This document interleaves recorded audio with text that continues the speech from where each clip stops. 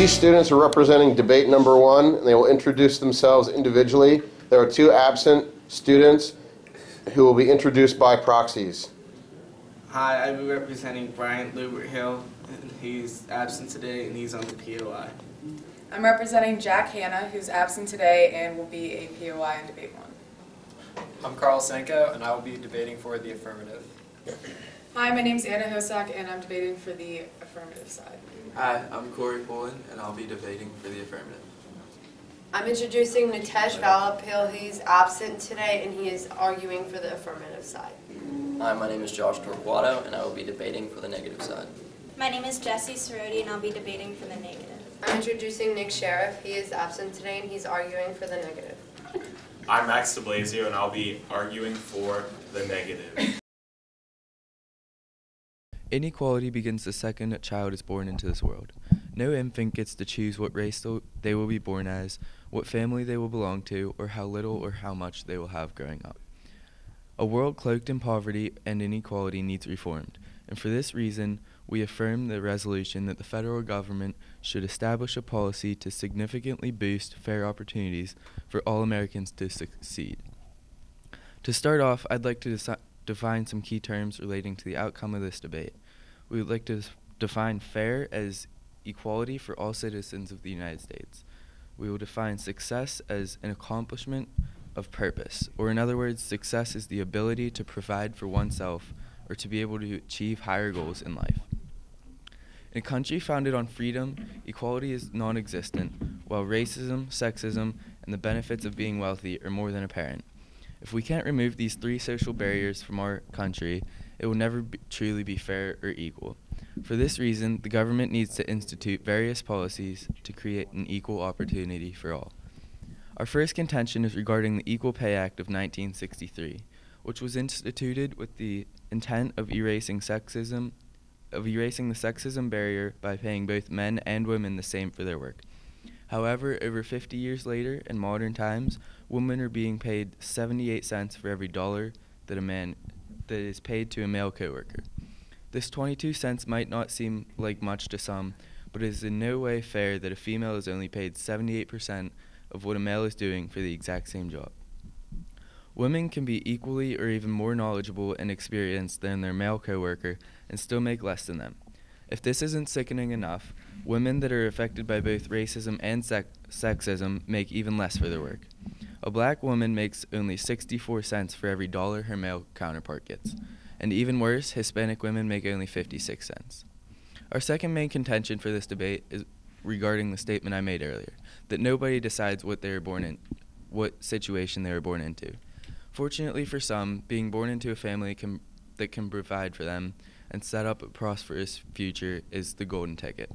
Only 35% of the children in a family in the bottom fifth of the income scale will achieve middle class status or better by the time they are adults. In contrast, 76% of the children from the top fifth of that same scale will be middle class or higher. People find bliss in their ignorance when they believe that poor remain poor because they aren't smart enough or they don't work hard enough. The reason many can't move up from the lowest end of poverty is because they can't further their education, leaving them to jobs that get paid minimum wage. Living off of just minimum wage is nearly impossible, and literally impossible for somebody that is in the position in order to pay for college. It's predicted that in 2020, only 5 years from now, 70% of the jobs will require a college degree, and if only the top 20% of the families can afford college, this leaves a large majority of the other 4/5 unemployed, causing poverty and unemployment to skyrocket. Opportunity is missed by most people because it is dressed in overalls and looks like work. This is a quote from Thomas Edison, and since we believe in these words, it can be proven that the affirmative is wrong in its decision to propose legislation to the government to boost the opportunity to succeed in America. This debate simply isn't about legislation, but is more focused on having work based on the given circumstances. I would like to define success from Webster's dictionary as accomplishments of one's goals.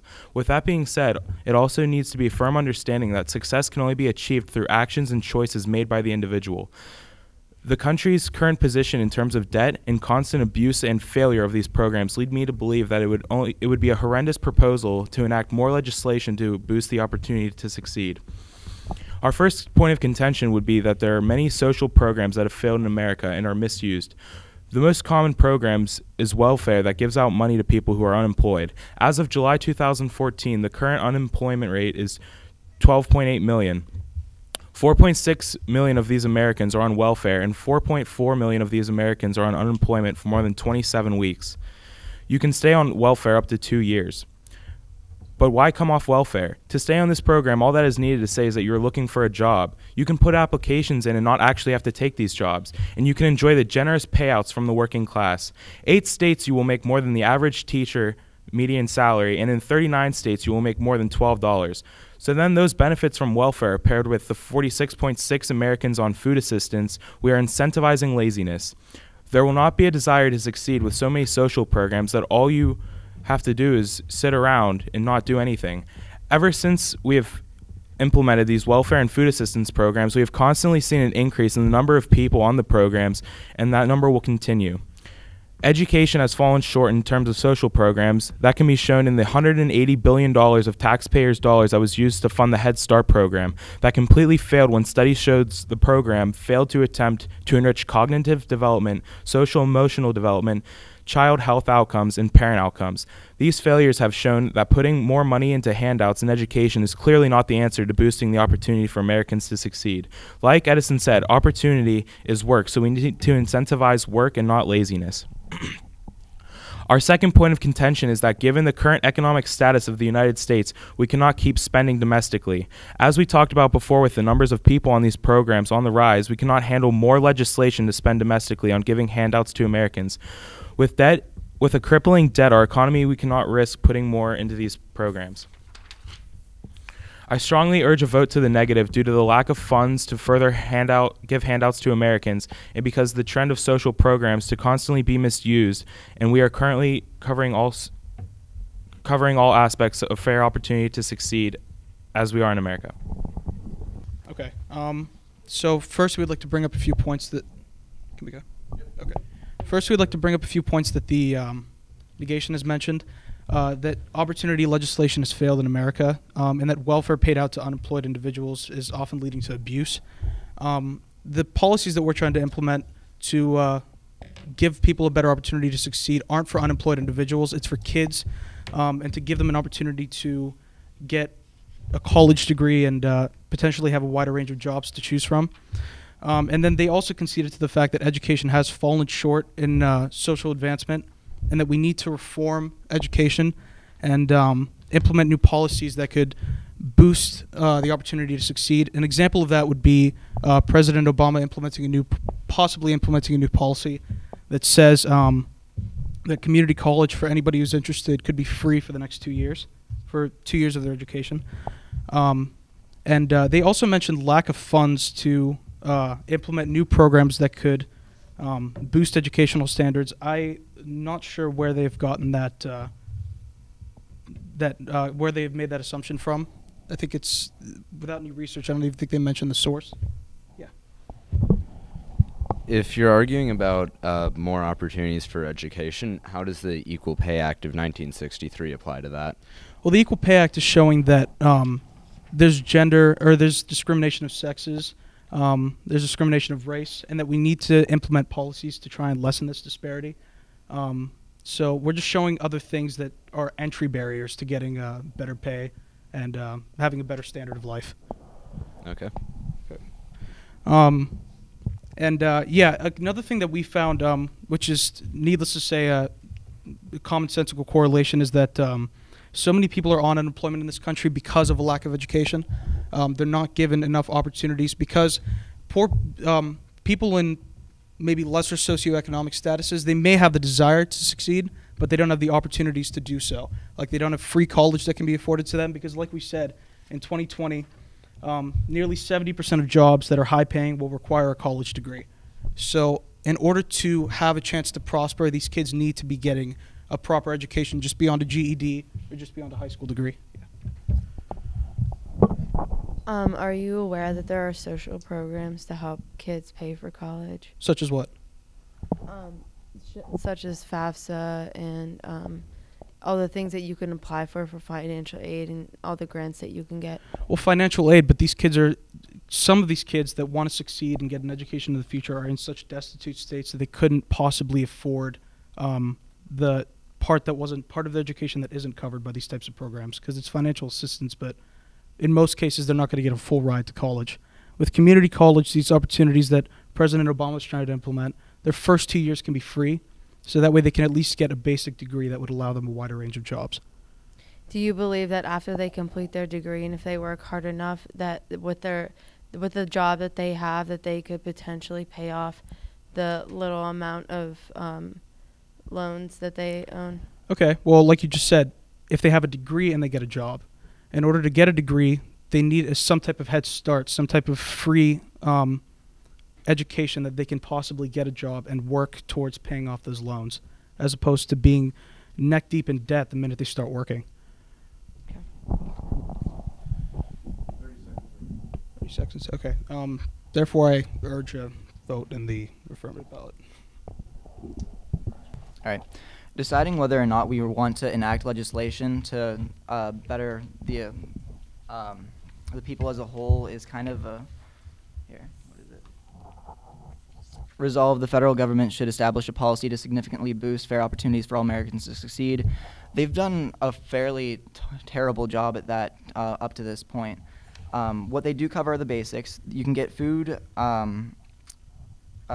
assistance with food stamps through SNAP, Supplemental Nutrition Assistance Program, which will give on average $133 a month for food, which doesn't sound like a lot, but if you eat the essentials, you can get through. Things that you don't need to cook that you could eat in this time period: a pound of bananas is 67 cents, a Wendy's chicken sandwich is $1, a Chef Boyardee ravioli is 87 cents on average.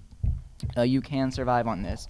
Shelter, there is Section 8 housing, vouchers given to people that can be used as rent in privately owned urban apartments. While this does provide shelter and actually is being misused in the time being, Howard Husak wrote a book on this called America's $1 Trillion Housing Mistake. It has been linked to increased crime in cities such as Memphis and Manhattan, as drug runners will use apartments to cook crack and turn the apartment complex into a war zone for rival gangs and the unfortunate inhabitants. The conditions of the apartments are horrible, as the tenants have no incentive to take care of the places, as they have no security deposit and are not liable for any damages, as well as the trend that things given to people are less valuable to them than if they earn them themselves. So you could get shelter, but it's a failed policy. It does provide shelter, but we should not further this. We should cover the basics, which it does. If you need a home, you can get a home. Education is probably also vital for success in America. 2 minutes, okay. And we have many programs to help with this. We do have FAFSA, which, depending on your level of need, can cover up to and including full tuition. And if not, there is nothing wrong with taking on a little bit of debt. Yes? How is having just the basics increasing your opportunity to succeed? Well, if you cover the basics, then you have the opportunity to go up from there. And by including education in that mix, it's not you're just surviving day to day. It gives you a foundation to grow up and beyond then. Okay, thank you.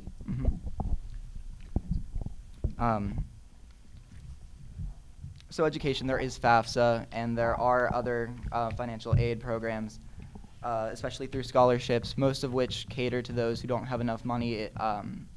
If you've looked at any of your colleges lately, there are some based on merit, which is very important, but there are also a lot based on financial need. And really, what we're trying to refute here is that the government should do more.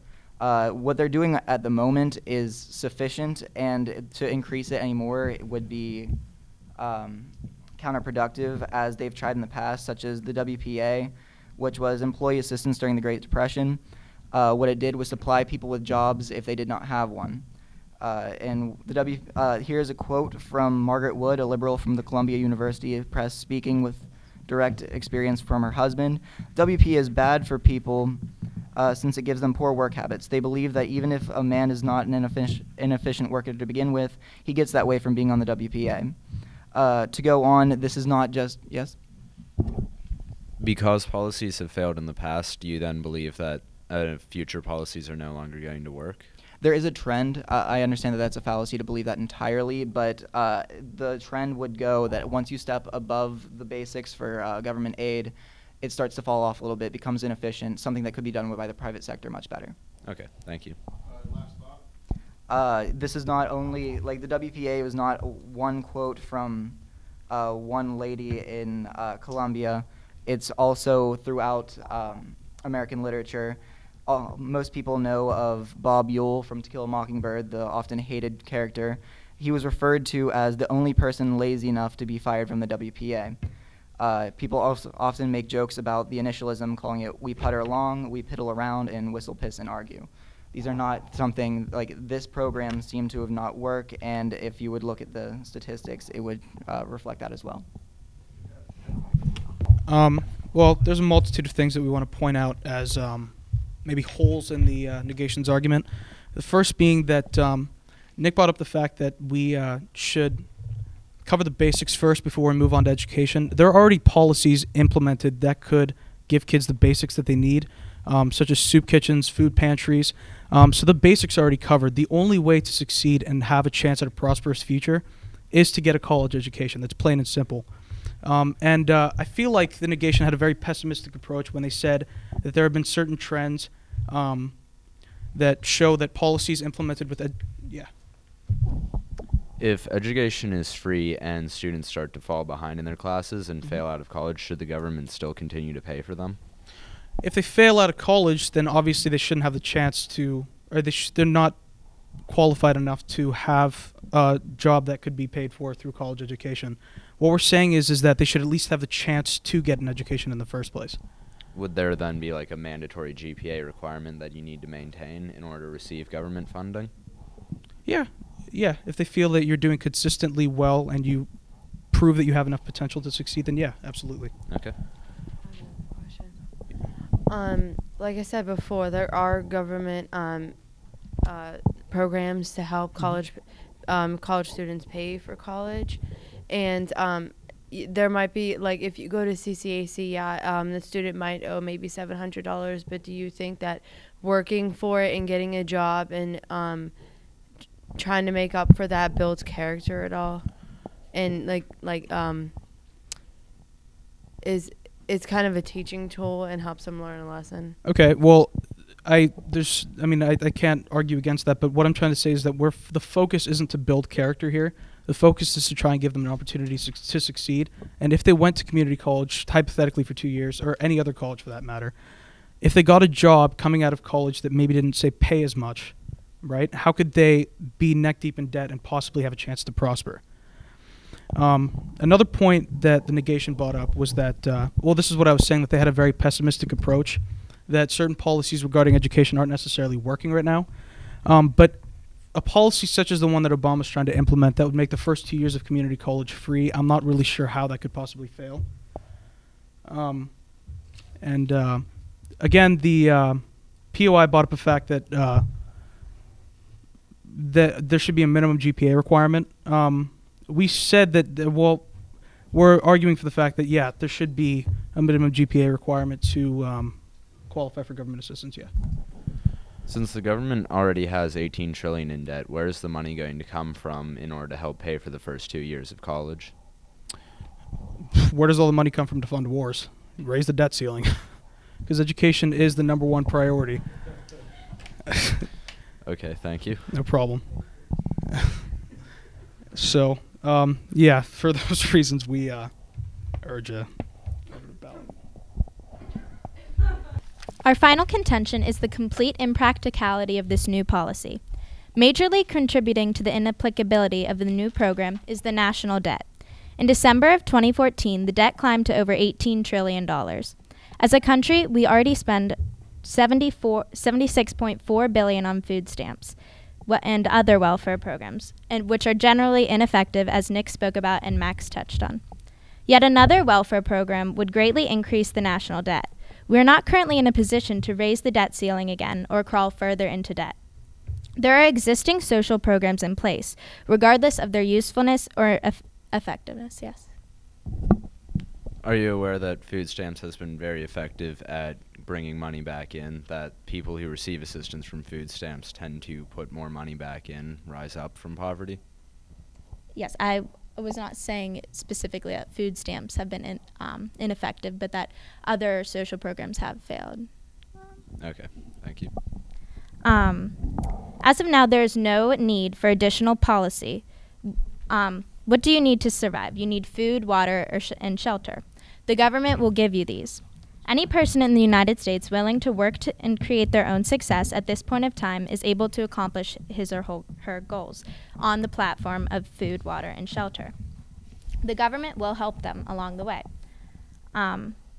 You said that many Americans would not be able to receive an education. However, there are sources of financial aid that these students can receive that would make a college education possible. Additionally, you stated that a college education is entirely necessary and is the only way to create success. Take Bill Gates. He did not receive a college education and is very successful. A college education is not necessary. Also, if everyone is going to college for free, opportunities would be decreased because everyone would be searching for similar jobs. The affirmative is not thinking of the implementation of this policy. We are not in the position to have more policy. Today, we urge a vote for the negative for the reason that this policy is impractical due to the ambiguity in definition, immense national debt, and pre-existing social programs that render it unnecessary. First, I'd like to address that you guys brought up Bill Gates. Bill Gates went to Harvard. That's not something that everybody gets to do. He dropped out of Harvard. He also had computer skills, so he's a case study. I don't think he's really applicable to use here. You also don't need billions of dollars to increase the equality in a workplace. You can just put in minor laws that will try to help people just like respect people and pay equally. That's not going to cost billions of dollars for the government to implement. You also have your entire argument is based on that people are lazy. We're trying to implement things to help people who are actually trying to succeed. Like if they want to go to college, they can get help. If they're going to like fail out, then they won't get the help. Also, you guys said that we just simply don't have the money to help them. We have money that going in other places where it doesn't need to be. We spend actually millions of dollars resanding beaches in the United States. And we also send money to other things that we don't need. There's something called Program Stargate, which we investigate telepath. That's not really need to be funded. I think we can change that. Just because we've also failed in the past doesn't mean that we should just give up. We have to learn from this and try and keep going. Government financial aid doesn't cover all of college debt. It just puts lower interest on it the majority of time. You're right, FAFSA does help people, but the majority of time they still have the debt. It's just not a high interest debt. With an education reform, it will lower the welfare that we're going to have to pay out because people are going to actually get the jobs, especially seeing that 70% of them will require a college degree. So just to finish up, okay, yeah, Brian, I'll actually answer your question. If everybody ends up with a college degree, won't there be more people competing for the same jobs and the problem of unemployment will still be an issue? Actually, there's a lot of jobs open. There's just not people to fill them. Go ahead. I actually have 3, if that's okay. Okay, go ahead. Okay. Ask me whatever's your favorite one. Okay. 'Cause I want to finish up this too. Well, I have 2 really important ones. Okay, go can I ahead. ask those Shoot. 2? Are you aware that some people are poor not due to family conditions, but rather bad choices such as drug use or their own personal choices that made them fail like that? Then they wouldn't get through the college program where they need to be above a failing grade.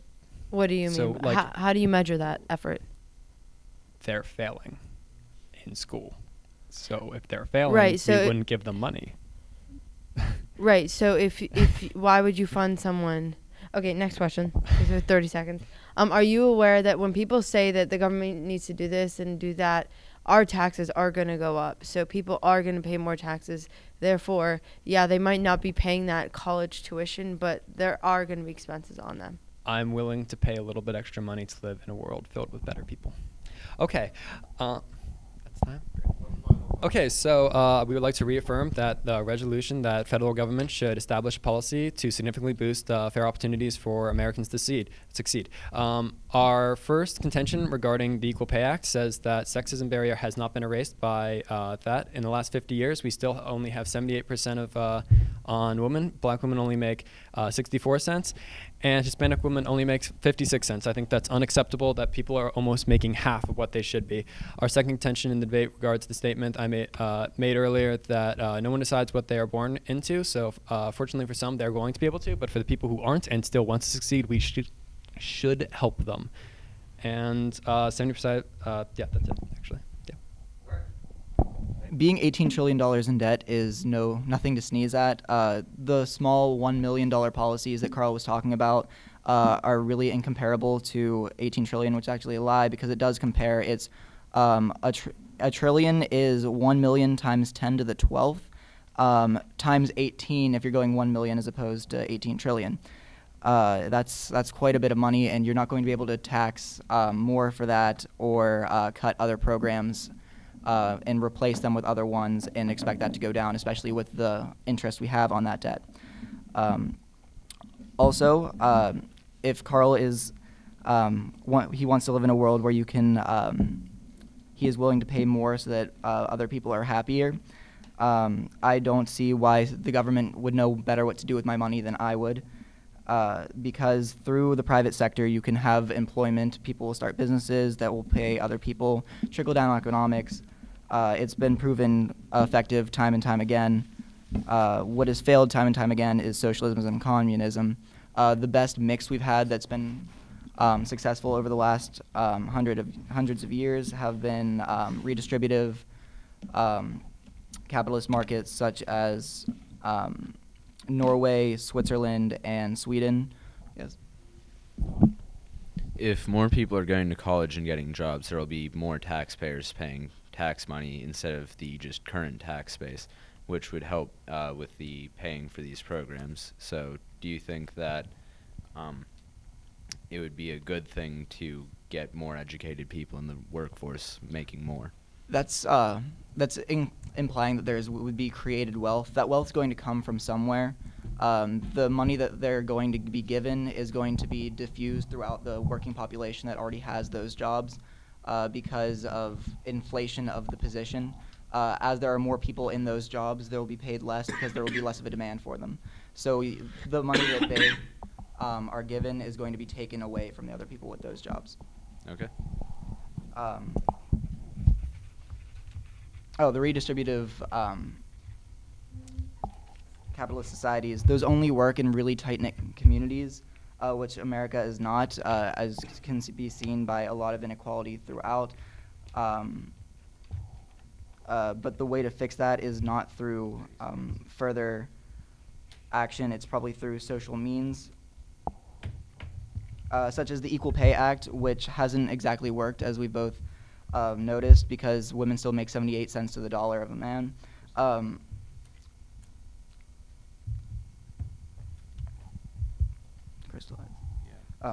Because to crystallize, social programs have been ineffective time and time again, and the implementation has been extremely costly on multiple occasions, propelling us into further and further into debt, which we have had no visible sign of coming out of for the past, since 1933. Thank you. I urge a vote for the negative. Thank you. Why the affirmative is quoted saying, the only way to succeed is with a college education? We didn't say the only way to succeed. That was a direct quote from what you said. said. Well, let me clarify that then. What we meant to say was that the only way to have a chance at a more prosperous future is through a college degree. It isn't the only way, but it gives you a chance to have a more prosperous future. Why is that? Talking to is there a statistic that proves that or something? It's if you have a college degree, we said to the fact that 70% of the jobs in 2020 are going to require a college degree. So if you have a GED as opposed to a college degree, you're eligible for 70% more than you would be without one. I think mainly what he's trying to say is that you're just going to have a better chance, not necessarily that you're guaranteed the success, but like 70% of high-paying jobs will have it, and 70% is obviously on the higher spectrum. So you would have a higher chance, not guaranteed.